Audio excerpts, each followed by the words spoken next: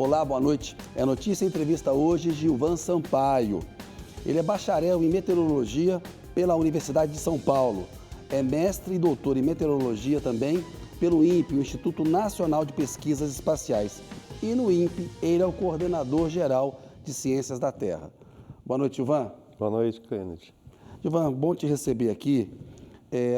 Vamos analisar o que aconteceu no Rio Grande do Sul, mas antes disso, eu queria que você explicasse para a nossa audiência o que é o INPE. Ele foi criado em 1961, ele funciona em São José dos Campos, no interior de São Paulo, é vinculado ao Ministério da Ciência, Tecnologia e Inovação, mas o que ele faz? Ele é conhecido publicamente como a NASA brasileira, né? Mas o que ele faz? Qual é o trabalho do INPE? Bom, o INPE é, de fato, uma instituição que tem uma atuação no Brasil muito importante. Ele foi criado justamente quando o homem chegou ao espaço, né? Chegou à Lua. Então, o INPE, a primeira missão do INPE foi trazer para o Brasil, um país de dimensões continentais, a educação através de satélite. Então, o primeiro projeto grande do INPE foi chamado Projeto SACI, né? SACI justamente era a sigla para a educação à distância através da televisão e a transmissão utilizando satélites. O INPE hoje ele é fácil de entender, ele tem duas grandes áreas, né? Uma área ambiental, que nós chamamos de Ciência da Terra, que eu coordeno, onde está, por exemplo, o monitoramento do desmatamento, das queimadas, toda a parte de previsão de tempo e de clima, as mudanças climáticas, né? E os impactos dessas mudanças climáticas. Então, é a área ambiental do INPE, chamada Ciência da Terra. A outra área é a área espacial de engenharia, onde nós construímos os satélites, projetamos os satélites. Então, o INPE já lançou vários satélites em órbita. Hoje nós temos 3 satélites em órbita, imagiando o país no auxílio ao monitoramento do desmatamento, mas não somente isso. Então, é esse serviço que o INPE provê para a nação, como uma instituição da área de ciência e tecnologia, mas com serviços que chegam na ponta. Por exemplo, no último censo, o INPE fez um trabalho muito próximo com o IBGE, justamente auxiliando no mapeamento das regiões para facilitar os agentes censitários. Ô Gilvan, a gente viu esse trabalho do INPE e eu imagino que durante o governo Bolsonaro tenha sofrido muito, né? Vocês como técnicos e tal. Como foi esse período e como está sendo agora? Nós tivemos uma redução significativa de orçamento, né, durante os últimos anos. Esse orçamento começa a se recuperar agora, mas o INPE ele sempre foi colocado como instituição de Estado, e nós atuamos como instituição de Estado. Independente do governo atuante, nós somos uma instituição de Estado. Tanto é que nós, inclusive na sua direção, nós não temos uma indicação, a política, por exemplo, o diretor do INPE atual, inclusive é um funcionário de carreira do Instituto. É feito um trabalho chamado de comitê de busca, onde diversos cientistas podem se candidatar à direção do INPE. Existe uma comissão de especialistas que, então, indicam 3 nomes para o ministro, nesse caso agora a ministra, e aí é escolhido o dirigente por 4 anos. Mas esse é um ponto muito importante. Então, como instituição de Estado, ainda mais como nós somos os responsáveis pelo número do desmatamento da Amazônia, do Cerrado e dos demais biomas brasileiros. Então, não pode haver nenhum tipo de interferência, porque pensa, por exemplo, no número do desmatamento. Hoje, o mercado europeu, ele compra carne e soja do Brasil somente de áreas que não foram desmatadas recentemente. Então, não pode ter nenhum tipo de interferência política, porque justamente vai impactar, inclusive, o comércio brasileiro com os outros países. Então, essa é uma coisa que nós prezamos muito no INPE, pela rigor técnico-científico de qualquer informação que é gerada lá. É um órgão que é um orgulho do Brasil, né? Um órgão de excelência. Ô Gilvan, o que a gente assistiu no Rio Grande do Sul, esse desastre climático lá, ele é inédito no Brasil, na proporção? Já aconteceu algo semelhante ou ele é diferente? Explica para a gente o que aconteceu e qual que é a gravidade do que aconteceu lá. Em termos de proporção, ele é inédito. Nós já tivemos outros desastres no Brasil. Algo semelhante ocorreu, por exemplo, em 1983, mas foi em Santa Catarina. Então, tanto é que para reconstruir aquelas cidades da região do entorno de Blumenau, foi implementada a Oktoberfest, justamente para arrecadar recursos para a reconstrução. Foi copiado da Alemanha, mas né, implementado no Brasil. E pegou, né? Uma boa medida. Exatamente, e continua, virou né? uma festa tradicional Mas de Santa começou Catarina. a partir de um desastre. É claro que não foi na mesma proporção do que nós observamos agora, mas foi um desastre significativo. Bastante significativo. Mas nós não devemos esquecer o seguinte: os maiores desastres ambientais do Brasil estão relacionados à ausência de chuva, ou seja, a seca. E aí, notoriamente, na região nordeste do Brasil, né, tem um impacto em termos de número de pessoas impactadas, é maior do que, por exemplo, que ocorreu no sul. Mas no sul, agora, o impacto realmente foi de grande proporção. As mudanças climáticas, elas já vêm ocorrendo. Todos os cenários indicavam e continuam indicando o aumento do volume de chuvas e também no número de casos de chuvas intensas no sul do Brasil. E essa daí, é óbvio que ter um novo desastre como esse é difícil de prever exatamente quando vai ocorrer, mas a cada ano nós ficamos mais sujeitos a desastres da magnitude como essa que nós observamos agora. Então, e isso se deve muito ao aquecimento global, ao aumento da temperatura. Os negacionistas dizem, olha, teve enchente de 41 no Rio de Janeiro, nos anos 80 teve esse acidente em Santa Catarina. Isso não é aquecimento global. Explica para a gente por que é efeito do aquecimento global e das mudanças climáticas. Muito bem. Então, eu sei que eu sou entrevistado, mas eu vou te fazer uma pergunta. Você acredita em mudança do clima? Eu acredito. Pois é. Essa pergunta não deveria existir, porque não é questão de crença, de acreditar ou não. A mudança do clima, a mudança climática, ela já está ocorrendo. Sim. E basta você olhar as medidas das estações meteorológicas ou as medidas que nós fazemos por satélite, nós podemos observar que os parâmetros estão mudando. Os fatos estão todos aí, né? E é exatamente, os impactos nós estamos observando. Por exemplo, nós estamos hoje na cidade de São Paulo. A cidade de São Paulo, até a década de 1950, você não tinha episódios com precipitação acima de 50 milímetros por dia. Hoje nós temos 7 a 10 casos por ano. E de chuvas, inclusive, maiores do que 100 milímetros. Né? Então, quer dizer, alguma coisa mudou. Mudou por quê? Aí o segredo é justamente o aumento da temperatura. O aumento da temperatura, ele provoca uma mudança no ciclo hidrológico. Tá? Então, e isso é importante, porque os negacionistas, em geral, são pessoas que não têm o conhecimento de como é que funciona o clima, o sistema climático, a física da atmosfera, né? E muitos deles, infelizmente, fazem esse tipo de confusão por algum interesse político ou econômico, né? Isso, de fato, ocorre. Porque, obviamente, o maior problema associado ao aumento da temperatura está associado às emissões de gases de efeito estufa, né? E aí, muito da cadeia do petróleo, por exemplo, é que está por trás disso. Então, é óbvio que você mudar uma decisão que foi tomada lá atrás, na Revolução Industrial, né, é muito difícil, porque tudo que a gente olha à nossa volta está associado à cadeia do petróleo. Muito bem. Por que a temperatura é a chave? A relação da temperatura com a produção de nuvens e de chuva na atmosfera, ela é muito próxima. Só que ela se a gente voltar lá no nosso colégio, né, ela é uma curva exponencial. O que significa isso? Significa que cada grau que você aumenta da temperatura na atmosfera, a demanda por vapor d'água para formar nuvens e chuva aumenta exponencialmente. Então vamos lá, o Acordo de Paris é de 2015. Isso. Lá se estabeleceu que a gente tinha que evitar o aquecimento do planeta em 1,5 graus. Exatamente. E que a gente, até 2030, tinha que cortar pela metade os gases de efeito estufa para prevenir isso. Nós vamos conseguir cortar. E por que 1,5 é tão importante? Parece pouco. Mas é só 1,5. Exatamente. Explica para a gente. É exatamente esse o problema, porque quando você aumenta, e nós já chegamos a 1,5 no ano passado, estamos a 1,5 a gente agora já está também. Nós já estamos, né? Nós já estamos a 1,5. Então, o que acontece? Aí são dois fatores. Como aumenta a demanda, à medida que você aumenta a temperatura, aumenta a demanda por vapor d'água exponencialmente. Então, nas áreas que você tem umidade, fontes de água disponíveis, o aumento da temperatura vai aumentar a evaporação.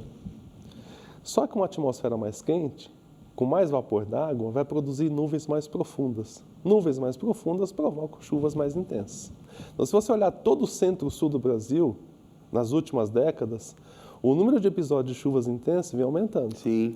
E no sul do Brasil, como você não tem um período seco, diferente de outras regiões do Brasil, o sul do Brasil chove ao longo de todo o ano.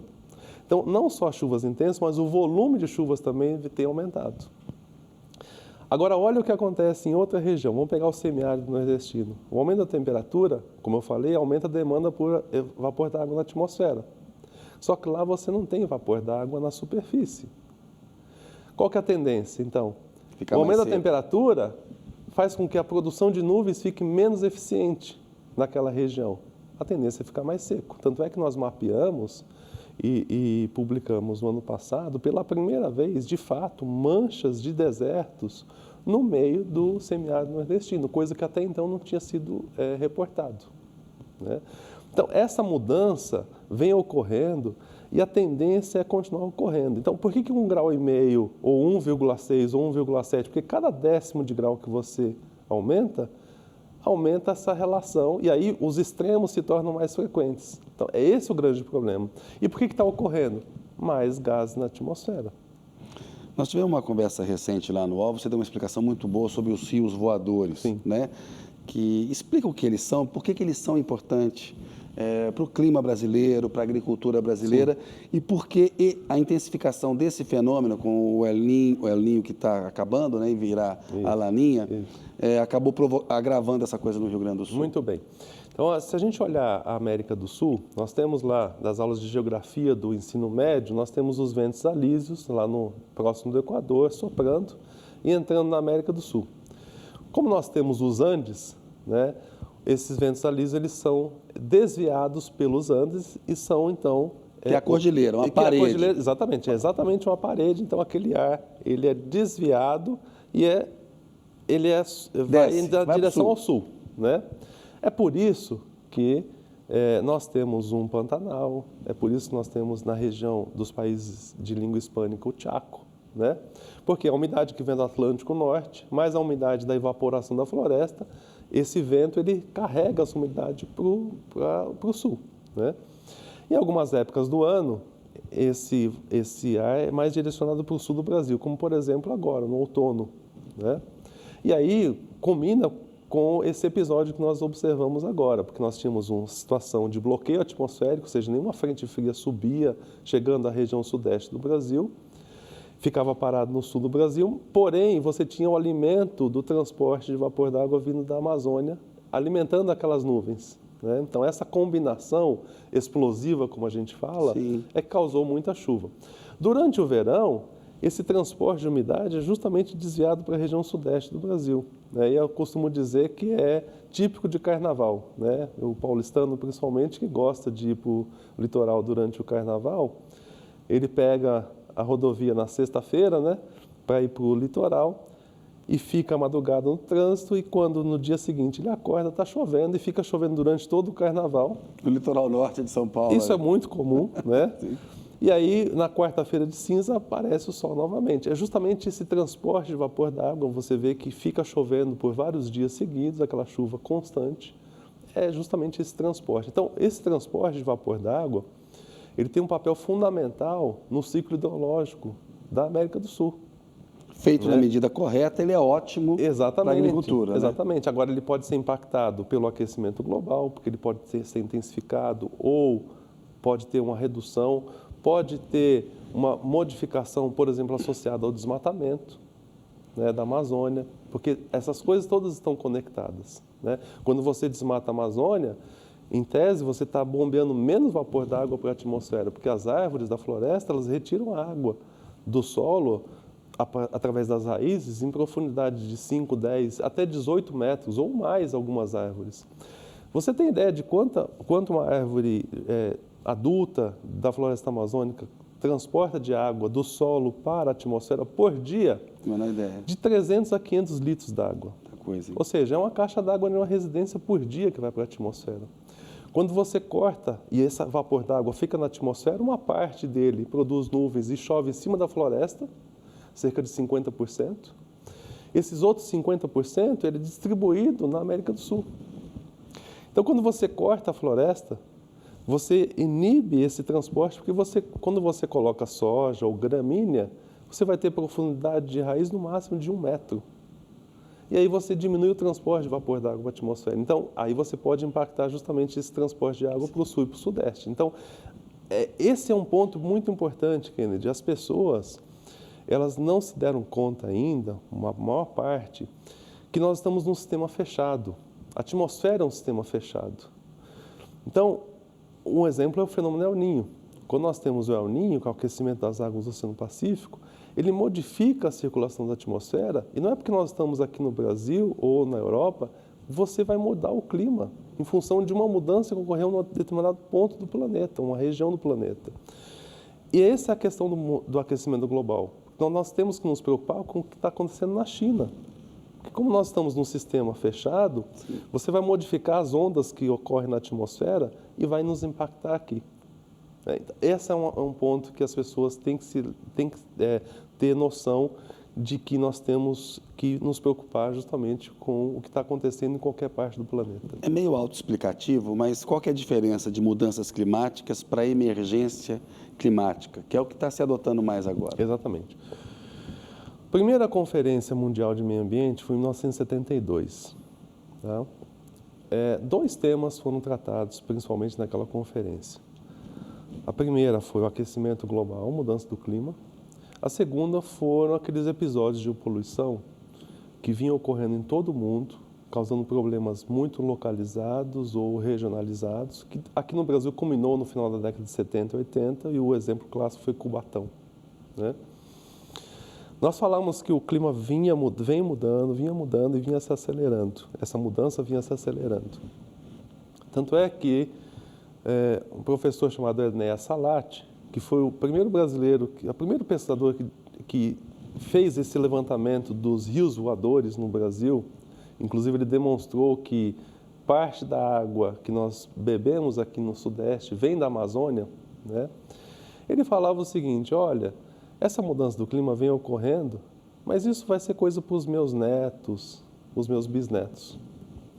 Acontece que essa aceleração, ela está sendo tão rápida que ela deixa de ser mudança para ser emergência. Nós imaginávamos que chegaríamos a 1,5 graus Celsius a partir de 2030. Nós já chegamos em 2023 a 1,5 graus Celsius. Então, nós temos que ter ações urgentes para reduzir as emissões de gases de efeito estufa e prover as adaptações e mitigações necessárias, né? É por isso a emergência. Se a gente não fizer isso, o que vai acontecer? Se a gente não fizer isso, então vamos olhar o caso do Brasil, tá? Qual é a principal mensagem da emergência climática para o Brasil? Os eventos extremos se tornam cada vez mais frequentes, tá?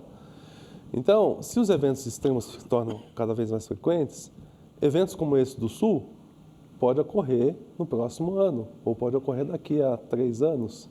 O período de recorrência de episódios tão extremos como esse, se era 1 a cada 100 anos ou 1 a cada 1000 anos, ele vai diminuir. As secas continuam mais frequentes. Nós tivemos seca na Amazônia no ano passado. No Nordeste, nós temos regiões de seca nesse ano, em função do El Niño. Se a gente olhar agora a Amazônia, já está começando de novo uma seca. Então, quando a gente olha na história, esses episódios de secas mais extremas ou de períodos muito chuvosos, eles ocorriam com uma frequência muito menor. E aí, qual é de fato a consequência disso? A população, principalmente de baixa renda, é que mais vai sofrer, porque é a que tem menor capacidade de adaptação a esse tipo de E o dano não é só evento. econômico, né? É a saúde, enfim. Exatamente. Inclusive porque o risco à vida, claro. em todos os aspectos, né? Em tudo que a gente possa imaginar. Veja, por exemplo, você falou da saúde, mas vamos pegar a agricultura, né? Se a gente tem temperaturas mais altas e os extremos cada vez mais frequentes, existem tipos de cultivos agrícolas que você precisa ter um número de dias com temperaturas acima ou abaixo de um determinado limiar para que aquela planta possa produzir adequadamente. Nós estamos mexendo com isso. Produção de leite, de ovos, de café e assim por diante. Então, tudo isso é impactado. Tudo está ligado, né? É porque está tudo agregado, né? Então, mas aí quando você olha no Brasil, Quais são as medidas de adaptação e mitigação que estão sendo tomadas? Nós sequer estamos engatinhando nessa área. Então, isso é urgente. Por isso nós estamos colocando, a emergência climática, ela tem que atuar em diversos setores, para que a gente possa minimizar ao máximo os impactos que nós já estamos observando há algumas décadas e que estão ficando cada vez mais intensos. Ô, Gilvão, o senso comum costuma dizer, o Brasil tem um clima perfeito, não tem terremoto, não neva, não é muito frio, não é muito quente. Com a mudança climática, o Brasil no mundo será dos países mais afetados, menos afetados, ou todo mundo vai ser afetado mais ou menos na mesma medida, só que de modo diferente? Todo mundo vai ser afetado, na minha opinião. O que acontece?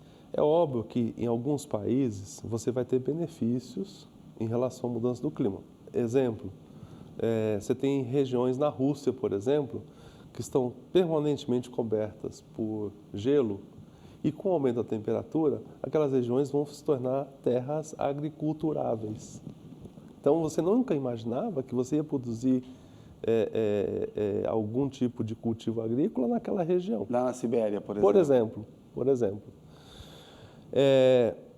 Em outras áreas, por exemplo, no Brasil, região tropical, a tendência é de você ter mais prejuízos, né? Porque você mexe muito com o ciclo da água. E aí, ao mexer muito no ciclo da água, com esses extremos, você passa por períodos com muita abundância de água e intercalados com períodos com escassez hídrica. E aí, nós temos que tomar muita atenção, principalmente na região central do Brasil, né? Centro-Oeste ali, você está falando. Por exemplo, né, que hoje é a região de maior pressão do agronegócio, né? Mas se qualquer cidadão pegar um mapa da hidrografia do Brasil, você vai ver que a partir daquela região central do Brasil, os rios ou correm para o norte ou correm para o sul. Ou seja, as principais nascentes... A famosa caixa d'água. Exatamente, estão ali. Tanto é que a gente sempre fala que quando qualquer país está comprando soja do Brasil, ele não está comprando só soja, está comprando água também, né? Então, essa questão da água é uma questão muito importante e eu acho que esse é o ponto de maior atenção do Brasil, porque é aí que pode estar o maior prejuízo. Então, hoje, se o agronegócio é algo rentável, no futuro próximo pode ser que não seja mais, justamente por conta da mudança do ciclo hidrológico. E a gente está vendo essa enchente no Rio Grande do Sul, esse desastre lá, mas de maneira geral o que está acontecendo no Brasil é que o Brasil está secando, está ficando com menos água, Exatamente, né? Tanto é que nós fizemos um trabalho no INPE e nós lançamos uma missão satelitária. O que é uma missão satelitária? É uma família de satélites, tá? Chamada Missão Aqua, para monitorar os recursos hídricos do Brasil. Então, todos os próximos satélites que serão lançados pelo INPE terá a bordo pelo menos um sensor para o monitoramento de água. Por quê? Cada vez mais emergente que nós conheçamos qual é o estado dos nossos recursos hídricos no Brasil. E aí, Gilvan, o que a gente tem que fazer, além de emitir menos gases de efeito estufa, desmatar menos, né? Assim, tinha que acabar com o desmatamento, né?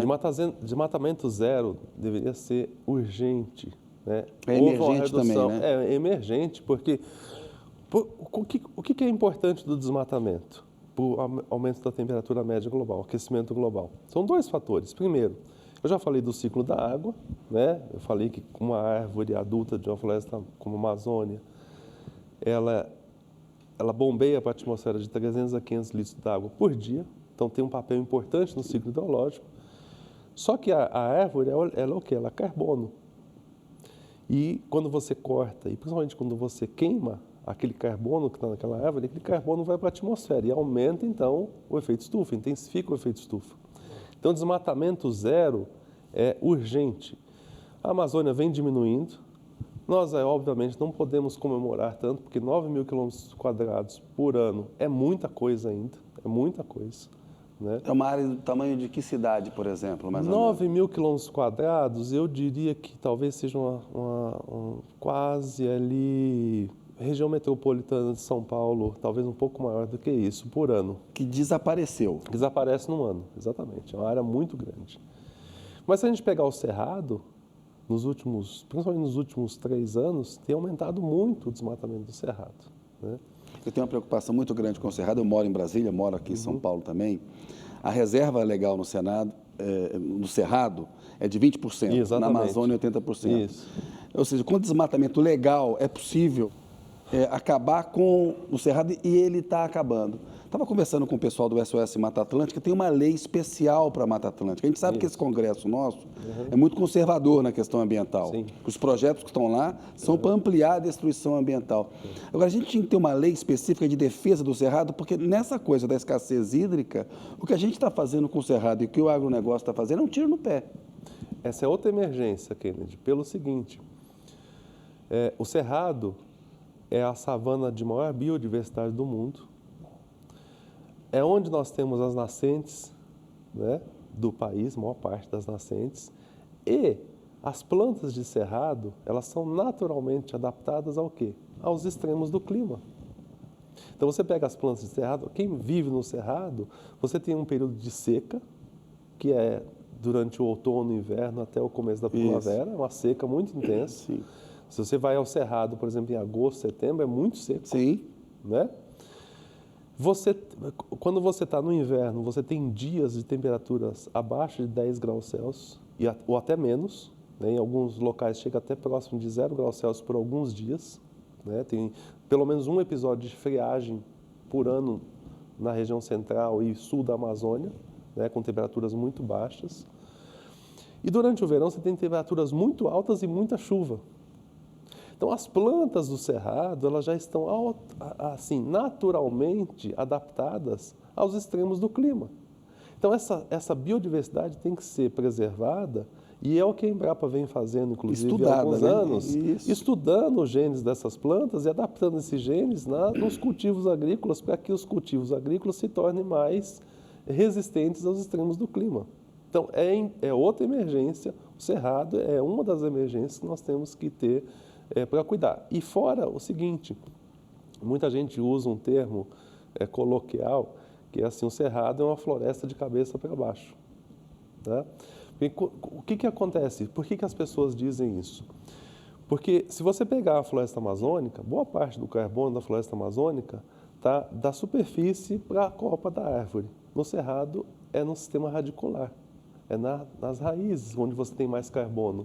Porque como você tem um período de escassez hídrica durante o ano, você tem que ter um sistema de raiz que vai buscar água longe. Então, de novo, o cerrado tem um papel importante no ciclo do carbono no aquecimento global. Então, tem que ser cuidado com muita atenção. E, infelizmente, principalmente a partir da década de 1960, principalmente durante o regime militar, o cerrado era colocado como mato que tem que ser derrubado, então, para ocupar a região central do Brasil. É uma região linda, essa cultura, né? Tem que ser mudada. Isso é outra emergência, como eu falei anteriormente. Ô, Gilvan, o INPE está para receber um supercomputador, não sei se já chegou, se vai começar a funcionar. E você tem dito que isso vai ajudar a dar mais precisão para as previsões, torná-las o tempo de você prever mais rápido, né? Maior agilidade. Fala para a gente que efeito que isso vai ter e como que nós estamos, o que nós podemos esperar do Brasil? Nós estamos em maio, né? O que nós podemos esperar para esse restinho de 2024 e de 2025 em termos de alertas que a gente pode ter com o fim do El Niño, com a vinda da Laninha, enfim. Então, em relação ao supercomputador, nós tivemos a liberação da primeira parcela. Nos próximas 2, no máximo 3 semanas, nós teremos na praça a licitação internacional. A expectativa é que a máquina seja instalada em novembro desse ano. Né? Por que nós precisamos de um supercomputador? Né? E o primeiro supercomputador do Brasil foi instalado no INPE em 1994, na cidade de Cachoeira Paulista. Naquele momento, inclusive, o Brasil era não signatário do Tratado de Não Proliferação de Armas Nucleares. E por isso que foi instalado em Cachoeira Paulista, porque existia uma série de regras para o Brasil receber a máquina, porque um dos usos de um supercomputador é para a produção de bomba atômica. Né? Então, existia esse receio do Brasil utilizar o supercomputador para fazer simulações que levassem à produção de bomba atômica. Então, nós precisamos de supercomputador porque nós precisamos simular tudo o que as pessoas veem pela janela. Né? para fazer uma previsão precisa de temperatura, de chuva, de vento, etc. Então, se você for utilizar um laptop, um desktop, um PC para fazer isso, imagina o seguinte: para iniciar a simulação do modelo que roda no supercomputador, você tem que assimilar as informações de toda a atmosfera, né? E isso a gente pega das estações meteorológicas, dos satélites, dos aviões. Não sei se você sabe, Kennedy, quando você pega um avião comercial vindo de Brasília para cá, o avião está medindo ao longo de toda a sua trajetória e nós recebemos esses dados. Ele mede o quê? Pressão, temperatura, vento e umidade. Tá? Quando você pega um cruzeiro, a mesma coisa, um navio, a mesma coisa. Então, essa massa de dados, toda essa massa de dados, nós temos que receber e assimilar isso rapidamente. Porque a gente tem que dizer o seguinte: olha, a atmosfera nesse momento está assim. Calcule a evolução da atmosfera para as próximas horas, dias, meses, anos, a partir desse estado inicial. Só que você tem que representar a vegetação, você tem que representar a temperatura dos oceanos, a umidade do solo, porque são todos parâmetros. Lembra, eu falei a umidade do solo. Dependendo da quantidade de umidade, você vai ter evaporação, vai produzir nuvens e chuva. Sim. Então, você deve imaginar a quantidade de informações que nós temos que assimilar, e se a gente for usar um laptop, a previsão vai, o estado da atmosfera vai passar, a gente vai estar calculando ainda, né? Então, novos supercomputadores servem para quê? Com o aumento do poder computacional, a gente consegue refinar cada vez mais, tá? Então, nós hoje fazemos previsões com resoluções da ordem de 6, 7 quilômetros para toda a América do Sul. Nós chegaremos a toda a América do Sul a 3 quilômetros com esse novo supercomputador e algumas regiões metropolitanas nós chegaremos a 1 quilômetro de resolução ou menos, como o caso de São Paulo. O que significa isso? Que no horizonte de 2, 3 anos, nós vamos conseguir dar a previsão para ruas de bairros, né? Em uma cidade como São Paulo, por exemplo. Está chovendo no Porto de Congonhas, não está chovendo no centro, na Rede TV está... Agora, óbvio que as pessoas elas veem a previsão muito associado ao lazer, etc. Elas não têm ideia de que, por exemplo, a agricultura ela é decisiva no dia a dia e no planejamento de longo prazo. Porque imagina o seguinte: você tem uma produção qualquer que precisa ser aplicado a algum defensivo agrícola. Se você aplica no período da manhã e chove, você não só perdeu o defensivo agrícola, mas você também contaminou o seu solo, dependendo do tipo de defensivo agrícola. Ô, Gilvan, eu vou ter que te pedir licença um minutinho para fazer um intervalo. E aí nós vamos continuar com essa parte, a parte das previsões para 2024. Mas eu preciso fazer um intervalo aqui. É notícia, volta daqui a pouco com o Gilvan Sampaio.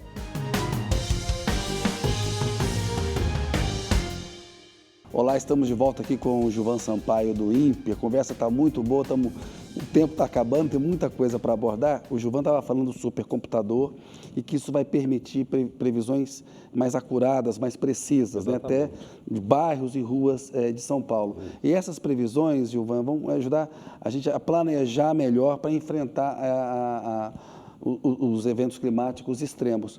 Para 24, esse resto do ano, tem mais de metade do ano pela frente. E 25, o que a gente pode esperar? Nós temos agora, o El Niño acabou, né? Nós estamos num período de neutralidade e todas as previsões indicam que nós teremos o Laninha, que é o resfriamento das águas do Oceano Pacífico, ao longo do Equador. Quais são os principais impactos do Laninha e quando é que eles começam? Começam já no segundo semestre e aí justamente com o oposto com o que nós estamos observando no sul do Brasil, porque em Laninha nós temos um déficit de chuvas na região sul do Brasil. Então, veja, nós passamos nos últimos anos com déficit de chuvas na região sul do Brasil, aí passamos por um El Niño com chuvas excessivas, né, com episódios inclusive de chuvas muito intensas, como em setembro do ano passado e agora recentemente, e no segundo semestre a gente tende a ter menos chuvas no sul do Brasil. De novo, os extremos se tornando mais frequentes. O Laninha também, ele para o ano seguinte, né, virada verão 2024-2025, ele pode impactar também a Amazônia e o Nordeste, né? Em geral, em anos de Laninha, você tem na Amazônia chuvas acima da média e no Nordeste também. Agora, no Nordeste, depende da configuração do Oceano Atlântico, porque ele, em geral, domina a região Nordeste. Resumindo, o principal impacto agora, déficit de chuvas na região sul do Brasil. Ou seja, podemos, ano que vem, estar vendo uma seca lá. Exatamente. Exatamente. Ô, Gilvan, vamos voltar a falar do Rio Grande do Sul, porque é muito importante. O INPE está super envolvido nessa medida adotada pelo governo federal, que me parece uma medida correta, de destinar R$ 5.100 para as famílias que tiveram perdas imediatas ali, móveis, eletrodomésticos. Como é que vai ser feito, quais são os critérios para essas pessoas receberem ajuda? Como é que vocês estão fazendo isso? Nós fomos demandados pela Casa Civil da Presidência da República, não somente nós, mas diversos órgãos, né? O INPE é que está fazendo um esforço de coordenação, né? Então, quais são esses órgãos? Então, tem o Exército, a Agência Nacional de Águas, Defesa Civil Nacional,